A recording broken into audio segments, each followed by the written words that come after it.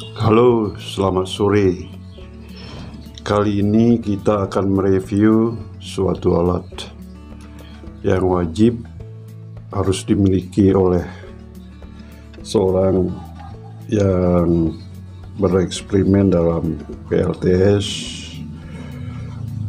yaitu pemakai tenaga listrik, harus memiliki multimeter yang digital, terutama kalau ingin bermain dalam mengukur baterai yang baru LiPo4, karena perlu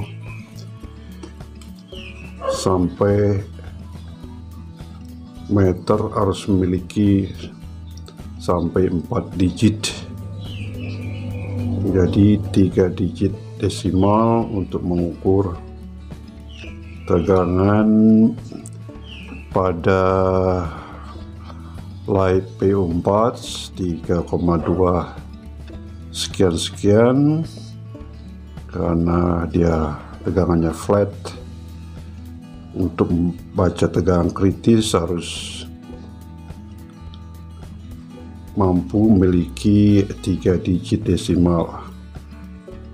Pada saat ini akan kita review digital multimeter merek Shoei dengan kemampuan yang luar biasa.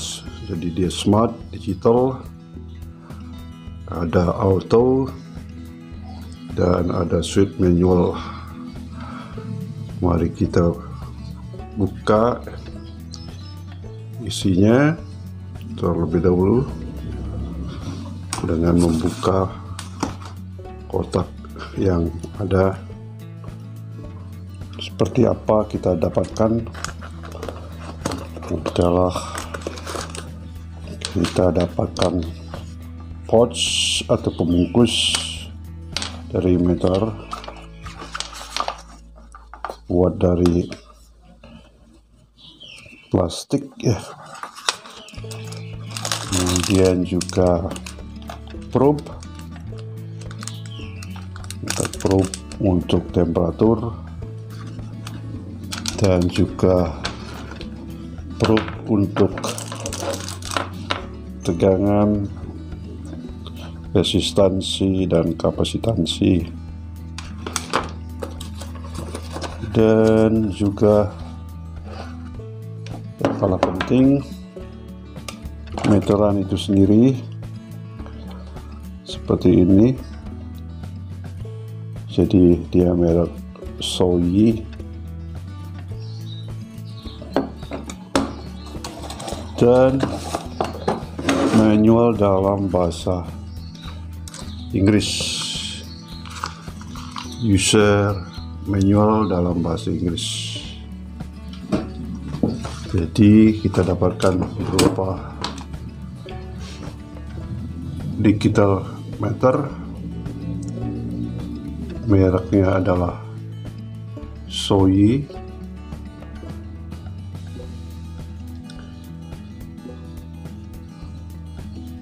Jadi Shoei ZT102A,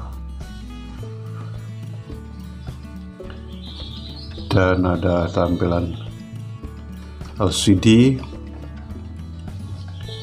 ada tombol hold dan release. Jadi ada keterangan auto power off, kalau kita tidak memakai akan mati selama 1 menit. Lalu ada selektor atau NCV atau non contacted voltage. Kemudian ada selektor off, dan ini dia otomatik, bisa manual, volt, dan juga dikelompokkan di sini adalah frekuensi hertz dan duty cycle. Jadi dalam kuning kita tekan yang kuning untuk memilih, dan kemudian millivolt. Kita tekan di atas ke temperatur, pembacaan temperatur dengan manual selektor ukur yang di atasnya dikelompokkan di sana ada diode atau diode, kemudian kontinuitas, lalu mengukur kapasitansi. Tombol selektor satu lagi adalah ukur frekuensi dalam hertz, kemudian duty cycle, ukur arus, ampere, DC dan ampere AC dengan memindah tombol common dan tombol terminal ampere. Jadi dia 10 ampere maksimum dikasihkan sekring atau fuse, dan M max maksimum 10 ampere, dan tombol ini, terminal ini adalah untuk mengukur kelompok diode, kontinuitas, temperatur, kapasitansi, volt, ohm, dan frekuensi. Dan di sini adalah untuk mengukur kelompok yang ada di atas ini.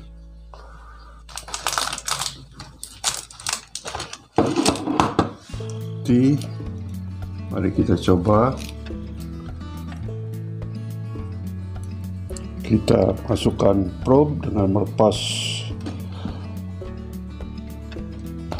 kunciannya, proteksinya dilepas. Begitu ujung-ujungnya juga terlepas.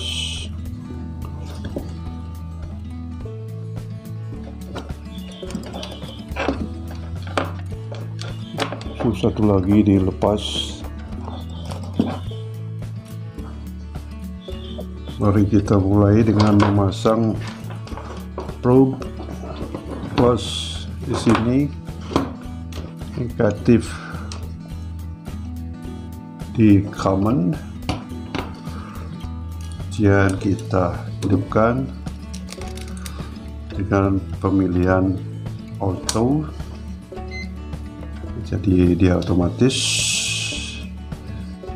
tidak akan salah daripada meter manual. Kalau salah penempatan selektor, salah memilih selektor, nanti kelupaan, meternya bisa rusak. Kita pilih selektor. Kalau otomatis tinggal pasang di auto, kita tinggal secara otomatis. Mari kita ukur tegangan dari suatu aki. Kita ukur tegangan, pasang di terminal clamp, maka secara otomatis terukur 12,34 volt. Atau juga bisa dengan pemilihan switch manual di volt, maka hasilnya akan sama, 12,33 volt. Kita pindah selektor ke berikutnya, yaitu grup untuk arus skala milivolt dengan memindah ujung probe yang merah ke di sini, ke ampere dengan maksimum 10 ampere. Tuh, kalau kita ingin melihat temperatur, kita tekan yang kuning,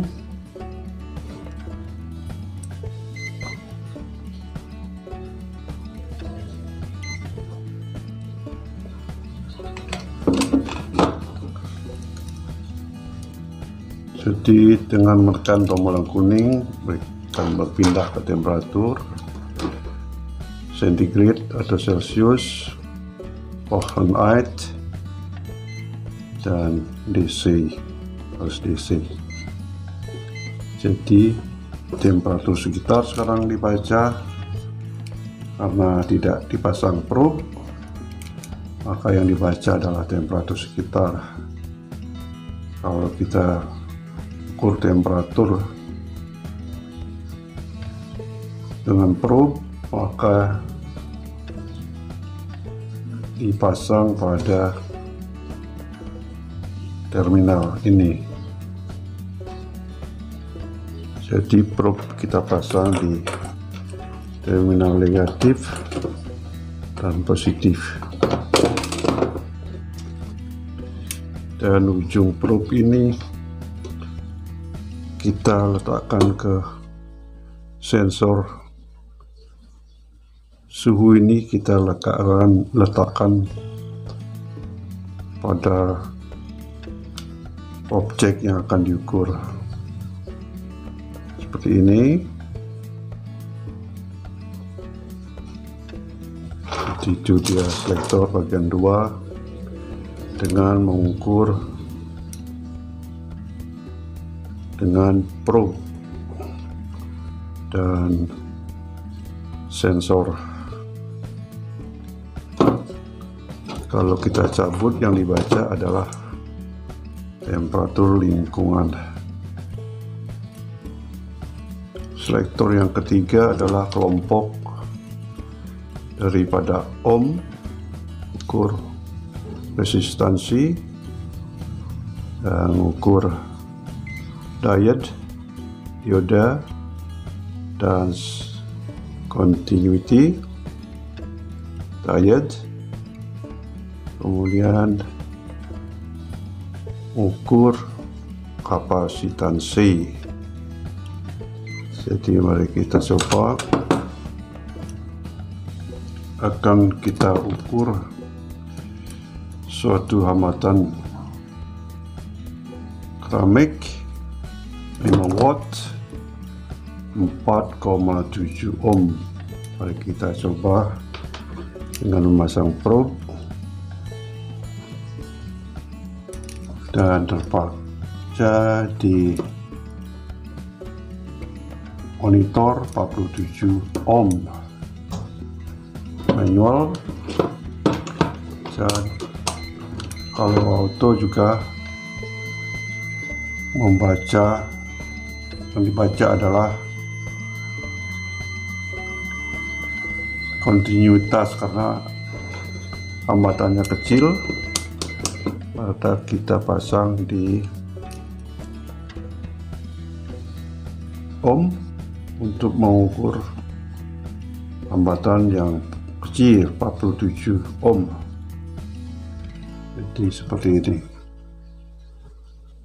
Kita ukur suatu hambatan dari karbon, jadi dia coklat, merah, sama orange, berarti dia 12 kilo, akan dibaca di sini 11,96 kilo ohm. Di switch dipindah ke auto, hasilnya sama 11,97 ohm, dan buzzer tidak bunyi karena lebih tinggi hambatannya dari 20 ohm. Mari kita ukur diode. Kita pasang selektor di diode seperti ini. Kemudian kita pasang sini klem, maka tidak akan nyambung satu pihak, dan di sini kita balik. Kalau polaritasnya kita balik di sini, maka akan terbaca nyambung 0,489. Jadi diodo ini dalam keadaan bagus. Akan kita ukur Elco 470 mikrofarad 100 volt. Hasilnya seperti apa? Lalu kita switch di sini ke kapasitansi dan terbaca di atas nanofarad. Jadi belum terhubung. Mari kita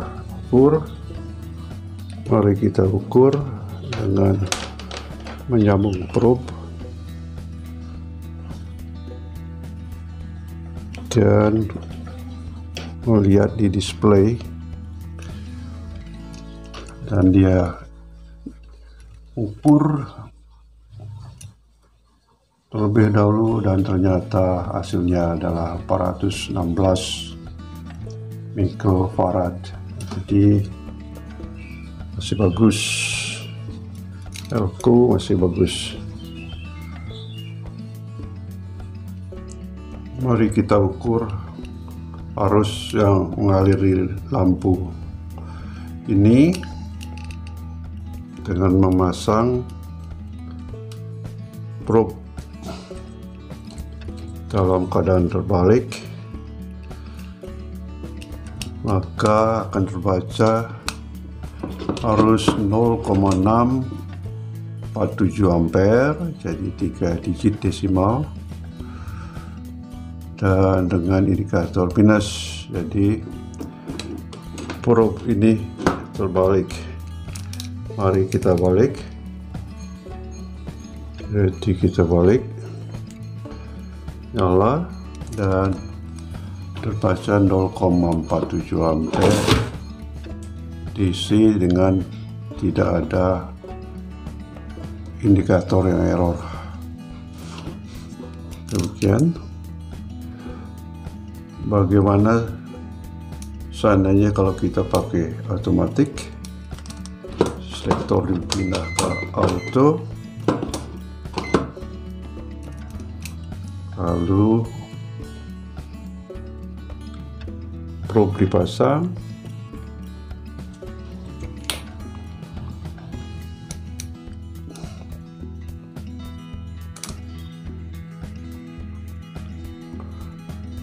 dan dia tidak mengukur karena probe otomatik hanya common dan di sini.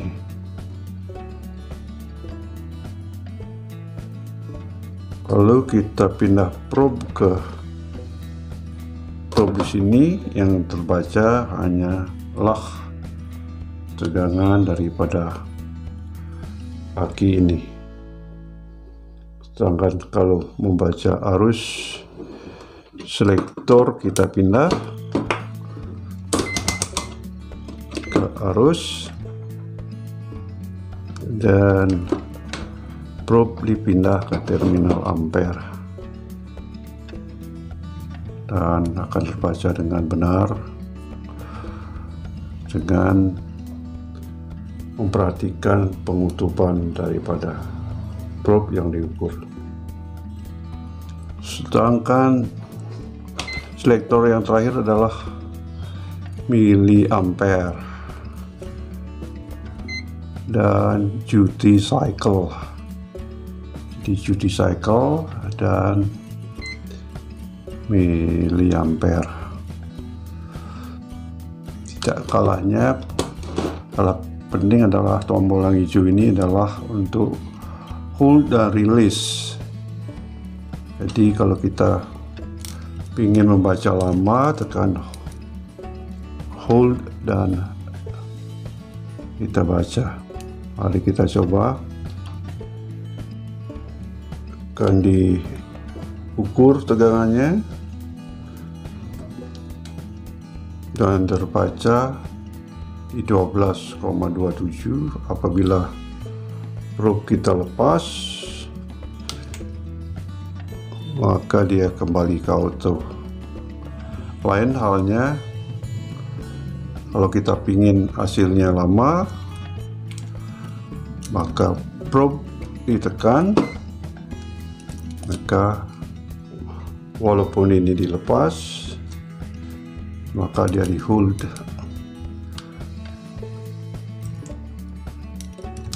Maka hasilnya di hold 12,28 volt.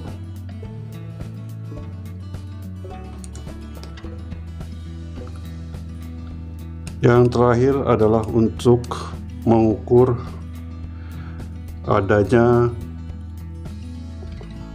arus atau tegangan listrik yang ada di kabel. Kita pakai tombol selektor atau NCV, jadi non contacted voltage. Kita tekan, lalu kita dekatkan, maka dia akan bunyi. Detektor menandakan ada aliran listrik. Makin dekat, makin indikatornya tambah besar. Lama, jauh, tidak ada, maka di sini ada aliran listrik. Jadi tombol ini berguna untuk mengukur apakah kabel putus atau tidak. Jadi kalau kita ingin meriksa kabel ada tegangan listrik AC atau tidak, tekan NCV, non conductive voltage, dan mendekatkan sensor. Jadi di sini dialiri listrik.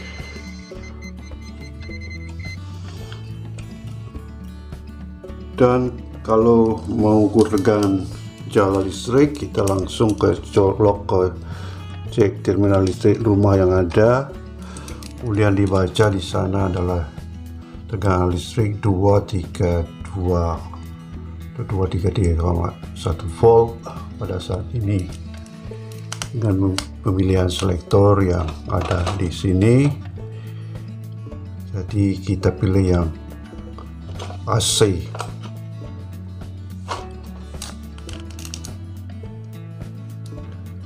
Sekali lagi, kalau kita ingin frekuensi listrik saat ini, kita ukur